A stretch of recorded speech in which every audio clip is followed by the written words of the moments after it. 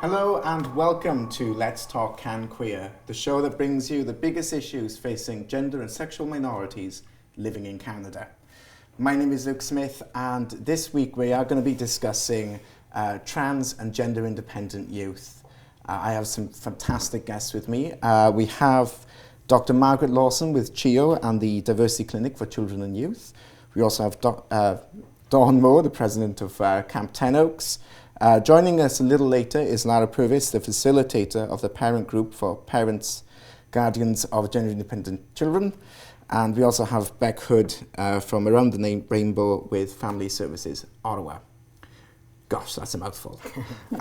Just for those of you who don't know, and we will get into some terminology off the bat in a few minutes, but I want to point out why it's important that we have this conversation. Egal Canada did a climate survey in Canada. There was about I can't remember exactly how many respondents, but 70% of those who responded reported hearing homophobic remarks, and 74% of trans students reported being verbally harassed. This is a very serious issue, and it's something that a lot of trans and gender independent youth have to live with. But we're going to move away from that in just a second. But what we're going to start off with is, would you like to introduce yourselves and where you work and why this topic is kind of importance to you? So we'll start off with Dawn, if you want to go ahead. Sure. Well, thanks, Luke, for having me, and thank you very much for convening a conversation on this really important topic. I'm Dawn Moore. I'm the president of the 10 Oaks Project. And we are an organization that serves children and youth in the LGBTQ community. We run two summer camp programs, one for children between the ages of 8 and 16, and the other for youth between the ages of 16 and 24. And our kids run and youth run the gamut from being what we call queerlings, or children of gay, lesbian, or queer identified parents, to increasingly we're seeing more and more gender independent or gender creative children. So we have been adapting our programming over the years in order to be more inclusive and more sensitive to the needs of gender independent children.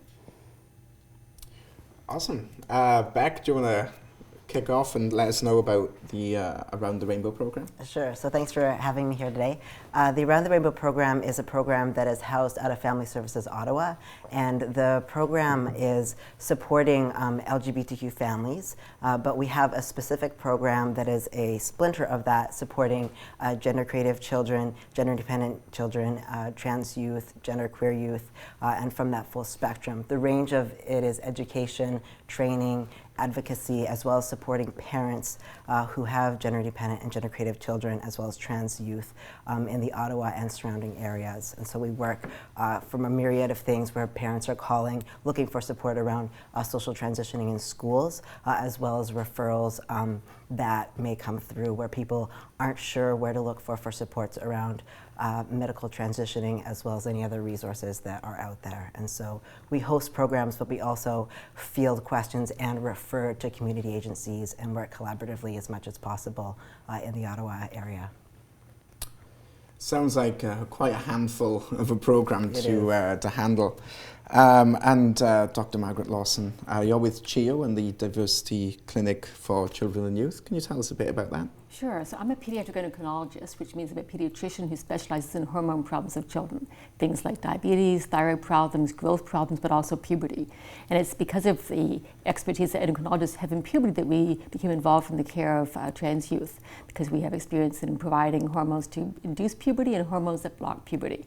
And about 8 years ago, I started getting involved in the care of some trans youth, and the numbers at that point were quite small. And then in about 2011, my colleague Dr. Steve Fetter from the Division of Adolescent Medicine and I decided to create a virtual clinic where we would provide comprehensive care for gender non-conforming children and transgender youth and their parents and families from the perspective of exploring gender and support and helping them if they're considering transition or not and social transition, and then through the process of considering blocking hormones and potentially cross-sex hormones as well. Wow, that's definitely. I forget the word I was going to say. But moving on, I think we really need to explain what is gender-independent children or gender-creative children. Like, what does that mean? Do either of you two want to try and explain that? Well, I guess I would want to change the question to ask who are gender independent or creative children, and and there's no rote answer to that. There are all kinds of children. I was explaining to one of my students today actually that it could be a 3-year-old kid who all of a sudden says, "Mommy, I don't want to be a girl anymore. I'm a boy. And I want you to call me this name now, and I want to be a he, and I want to dress like a boy and have my hair cut like a boy, and be a boy for now."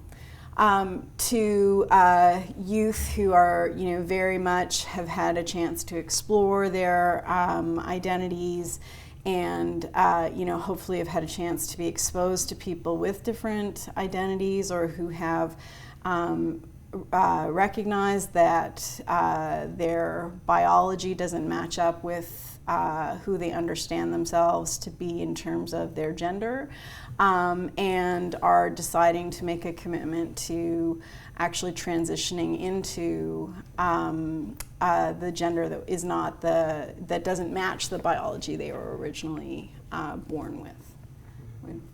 I don't know, Beck probably has things to add to that, I'm sure. That's great. I'll just tag on with the words that we use are I always kind of frame them as tools. So a 3-year-old or a 2-year-old or a 4-year-old or a 5-year-old or et cetera doesn't wake up and say, "I am a gender creative kid." That's a word that we as adults use so that we can communicate with each other. Mm-hmm. And as much as I dislike boxes and words, we use them, and I use them all the time as an educator to be able to say, I think what you might mean is you're looking for some resources around gender creative, gender independent, gender nonconforming, transgender, what that might look like, as a way for the parents or service providers or other people in the community to be able to communicate, we're looking for support around that. When it's really talking about someone who is expressing a gender expression or gender identity that doesn't match with what we believe in society, whether it's a boy who is wanting to express more feminine qualities or a girl who's wanting to express more masculine qualities, there's nothing wrong with that. So instead of searching to try and find these labels, we put that on there. Mm-hmm. As things kind of persist and kids are able to say, I actually identify as a girl, or identify as both, or identify as either, or identify as however or whomever. And again, the words that I'm using are words that the little kids don't necessarily use or the teens use, but it's a way for us to communicate to each other about what we're talking about and what we're looking for around that. So it's a really tricky place. I personally like to use the word gender creative because it lets us be able to be free or freer to have the discussion. Meaning we don't need to run to an emergency space if someone is dressing or wanting to be and express genders that don't necessarily correspond with the binaries that we're given. We want to be able to have that freedom, and that's what we're really moving towards. I really like the idea of the terminologies just being tools used by the adult service providers. I think that really helps to frame the conversation around what is the lived experience of these youth and these children, and also how is it being described and discussed by the adults working with these youth. Mm-hmm. I know that when I was doing some research for this, there was a concentration around gender independence versus trans. Now we are going to have a show later in the series that looks more closely at the trans experience, and we have a couple of guests coming in specifically about that. So we're not going to go into too much detail on the trans experience. Why did we settle theoretically on gender independent children as opposed to gender creative? Has there been a shift from one to the other? Do you know, or is it just dependent on who you ask? I don't know that we have some, have we? No, I think that what I would say is I use them in a really long sentence and kind of put them both together, because a lot of the work of Rainbow Health Ontario, which I give so much credit to, we wouldn't be able to do the work that we do here in Ottawa without that fundamental research. They do use the words gender independent children, and there's that sense of being independent and being who you are and expressing that, and that is a really empowering and beautiful thing. But that can also be a little bit separate or siloed when saying we have boy, we have girl, we have normal, and then we have gender dependent. We're really trying to just figure that out so things aren't, and it doesn't mean that gender creative is necessarily the be-all and end-all or the right words or answers. We are all really exploring and moving through this. The language will continue to happen, and so I try to move them. They both, gender creative and gender dependent, are very, very similar in use. I think for us at 10 Oaks, it really just depends on who we're talking to and what term is going to resonate most. At camp, we tend to talk more about creativity because we really encourage children to explore not just their gender, but everything about their identity through play. And we give them all kinds of different opportunities, whether it's dressing up or crafts or theatrical performances. We have a talent show. Where they can be creative, and we really try to frame that in a very celebratory way, so that, as Beck said, it's not about anything that's abnormal or weird or sets you apart, but rather it's just something that you're playing with, and maybe this is your first chance to try on a different identity than the one that you've lived with so far, and see how that feels for a little while. And it is very much in that spirit of play and creativity, and so that is a term we tend to use. But if we're talking to funders or policy people, we might be more inclined to use the term gender independent, just because it seems to have a little more traction in those circles. But I do think it's kind of 6 1/2 dozen, depending on the audience. No, and that makes sense. It sounds very much like this terminology is still very new, still very organic in kind of how it's being formed and used. In your experience, have you found that it's very much the case of does it echo in the medical world as well? What's happening with Camp 10 Oaks and Family Services Ottawa? I think the medical world is scrambling to catch up. To a certain extent, there's been a dramatic increase in awareness about gender-dependent children, gender-creative children, and trans youth, and I think there are many of the social groups social services groups are ahead of the medical profession in that respect, because we didn't receive training in this in medical school. Is something that's really happened over the last 5 to 10 years. But what we see when families come to us, they're looking for guidance from us, and that's where the terminology can be confusing. Where some parents want to get a label because it fixes. It's okay, now I know what we're dealing with, and trying to encourage them not to put their child in a box. So they're not this. So they're not a boy, then they must be this. And to say that gender can be fluid. There's a spectrum.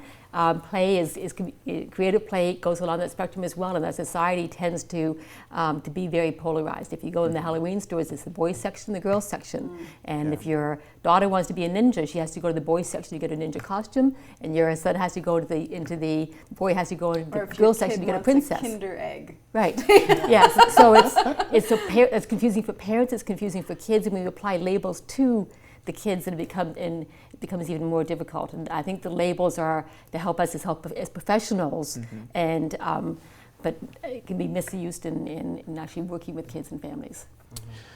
We are going to be looking at some of the social elements around gender creative kids. I'm going to switch up the language that I had on the sheet and go with the flow. We'll be back in just a few minutes after the break. This is Let's Talk.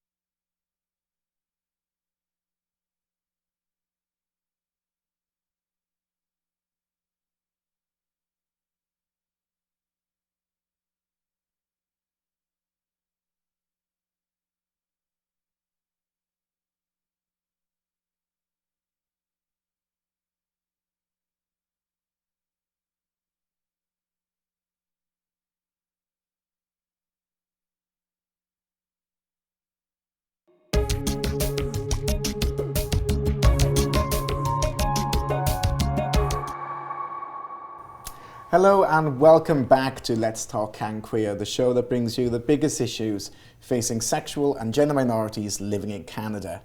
I'm Luke Smith and we are talking about trans and gender creative kids on the show today. A little earlier, Dawn, you mentioned, I was either Dawn or Beck who mentioned social transitioning. I think it may have been, somebody mentioned social transitioning. What does that mean? Social. I really want to get into that because I think that plays quite a large role in the lived experience of people with who are gender creative kids. I think that's a Beck question. Okay. So social transitioning is again, I'm going to write on the terms, I always preface with that. It's if we didn't live in such a binary structured world of male and female, then we wouldn't be having these labels called social transitioning. And so as I go through and define that, and as we have this conversation, we can look through the lens that this means how society perceives us and how we, as trans individuals and as gender creative children and families, move through a social space with that. So social transitioning is if someone is wanting to express who they are through their gender expression in that outside world. And that outside world can be work, school, parks, grocery store, movies, everywhere that you go and you're experiencing that, how we're viewed as either a male or a female. And if someone is wanting to express a gender expression that is different than how they were originally perceived, then that starts that social transitioning.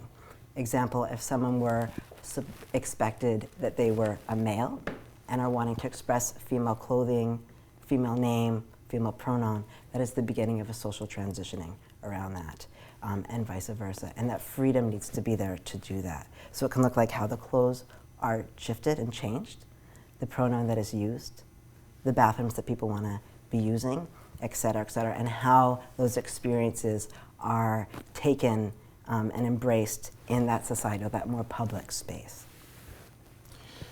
I know that having spoken with a large number of trans colleagues, that pronouns plays a very, very big role in lived experiences of trans individuals. How important is that, having the freedom to choose a pronoun that best suits the individual, and how does that interrelate with, for example, the school environment? How would a pronoun change work when transitioning within that binary context within a school environment? Is there anything? Are any of you able to speak to that? Go ahead. I don't know that I can speak specifically to the school environment. I mean, for us at Ten Oaks, pronouns are very important because they're part of the way we create safe space for everybody who is part of the organization. And so we don't assume anybody's pronoun, even if they present as, traditionally extremely feminine and walking down the street, you would say that's a woman. We still wouldn't assume that person wants to go by she and her. So we make a point of, and it's it is a bit of an awkward thing to learn to do at first, but we make a point of reminding each other to ask, Luke, what pronoun do you use? It wasn't such a hard interaction, right? Yeah. But it's something that can really open the door for, flagging to somebody who might be playing around with their gender identity or wanting to create a new gender identity for themselves, that, hey, it's okay, for you to present to me whichever way you want to. At the same time, I think it takes a lot of moxie for the person who's doing it, especially the first couple of times they're doing it, to step up and say, I know that I've been using she for a really long time, but now I'd like to use they. Mm-hmm. And it's really important to me that you refer to me, if you're going to use a pronoun, that you refer to me as they, because I'm not really ready or interested in committing to a he, she binary. And so we try to create also the space where we can support that bravery, because it is an incredibly brave thing, especially for children. to be doing to be able to, break through, those assumptions that people make all the time about what people's pronouns ought to be. And it's a big deal in school, in that sort of with the youth that we deal with and the kids, once they've decided to change the pronoun that they prefer to be called by, and they, as Dawn said, they get up the courage to tell people at school and others that this is what they are doing, and they are beginning to social transition that way and ask to be referred to by that pronoun, and then the teacher or the principals continually use the original pronoun, the other one. It's very hard for those kids to transition. So their friends, we're trying to get their friends to accept them when the teacher continually says, reminds them that no, you're not who you say you are. I'm not respecting the identity, the gender that you're identifying with, and so that can really undermine their confidence and their this process, a path to transition, and so it's a big issue for kids and working through the schools, and it really depends on the school board, the principal, and the teachers, and some are amazing and totally supportive of kids as they begin the social transition, and others put roadblocks each and every day, and it can be really, really traumatic for them and make it more difficult. I know that when we were preparing for this show that the Ottawa Carleton District School Board and I believe the Upper Canada District School Board both have programs in place. I know that myself, I have been very much guilty of using the wrong pronoun with friends of mine who have transitioned, and I think there is definitely an element of unlearning and then relearning that is involved. But at what point is there kind of the acceptable transition period of them unlearning and relearning the correct pronoun, and when does it kind of turn into a roadblock? Like, at what point is that unacceptable? Well, I can just tell you what I hear from my patients, and what they tell me is that if someone's trying, they make mistakes, and that's understood, and they can understand that, they can accept that. But it's the teachers or the school staff who refused to use the preferred pronoun and just say no until this is the pronoun this is the gender that's on your birth certificate, it's on your school entry form, and that's the one I will use, and that's the one that can really undermine them and make transition that much more difficult. Awesome. What kind of unique programming is available here in Ottawa for people who for gender creative kids? My grammar is terrible today. And what can be possibly done to improve on what is available? I mean, it's a big question, and we haven't got too long left in the segment, but I'll throw it to Dawn first. Well, I mean, we at 10 Oaks, we talk about giving kids a week of intentional magic. So what does that mean? Well, maybe we have a kid whose parents have tweaked to us that they're starting to play around with gender and starting to question their own identity. And so we may not go and introduce that kid to an older camper who's just transitioned and say, hey, you guys should get to know each other. But we would, subtly in the background create the opportunity where that kind of peer-to-peer support could happen, and see if it ignites or it doesn't, right? We, have moved towards having gender-neutral cabins, which, for some of our parents was a little hard to swallow at first, right? Having their pubescent kids in cabins with, children of the opposite sex. But, we used to segregate based on sex, and we realized that was actually completely against our ethic, and also wasn't serving the growing population of gender creative kids who we have coming to camp now. And so we've moved to gender neutral cabins, gender neutral washrooms. We try to have camp staff who represent the kind of gamut of gender identities, so that basically every day at camp, kids are getting the message that you don't have to buy into the binary. We know it's there, and we know you've been told that you know, you have to make a choice, and that actually the choice was made for you the day you were born or even before that. But that, you know, as far as at least for these 7 days, you know, you don't have to make that choice right now, and you don't have to commit. You know, we wish that we could make it 365 days, but we're not there yet. But at least we get those 7 days. And when you go to camp and you see these kids feeling like they're free, you know, like, it sounds cheesy, I know, but they're actually free to be themselves for a little while. And, you know, they're flitting around in dresses or, you know, wearing really masculine clothes or, you know, being really butch or whatever it is they want to be. And they're just so happy, and so the relief on their faces is, you know, it will always move me to see that. I think what's incredible is that it creates a safe space for a degree of self-exploration, which is very, very important for youth, which is incredible. And I believe that Camp 10 Oaks is a not-for-profit. Yes. And we'll have links to the website if anybody so feels the urge to make a donation and help. And I urge you to act on that urge with as much generosity as you can possibly muster. Awesome. I know that Family Services Ottawa has a number of programs. Do you want to give us the cliff notes? Sure, for sure.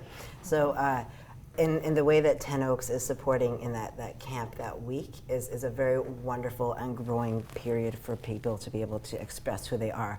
We want to kind of build on that to be able to have youth and children be able to be who they are and express who they are that 365 days out of the year, especially in schools, especially in the recreational spaces, sports, Girl Guides, Scouts, wherever people want to be. And so having that systemic change take place is really, really key. And the work that we do there really moves that forward in terms of providing education, advocacy, and awareness, not to students, but to administrators, teachers, professional development, service providers, so that things can shift and change to be able to support, whether that's through the administration part, where that's shifting pronouns in schools, language, names, to be able to have accommodations met, to be able to have individuals reflected in curriculum,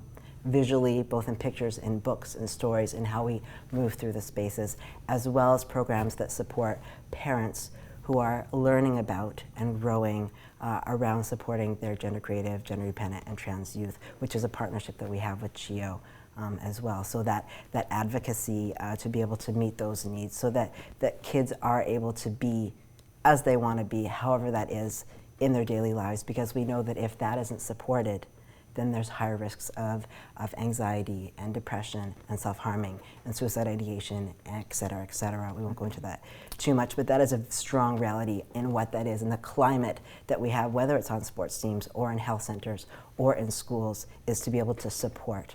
And all schools are based on inclusion and equity and moving that forward, but no school board in the Ottawa and area have yet to make those guidelines happen. And so as there are movements forward, it really is specifically, should a teacher be an ally and a leader, take that up? Should a principal be an ally and a leader and take that up? Or should someone within a superintendent position take that up? And that's good for now, but we're still moving forward so that it's a blanket, so that when we say all students are welcome, all students are safe and cared for, wherever they move through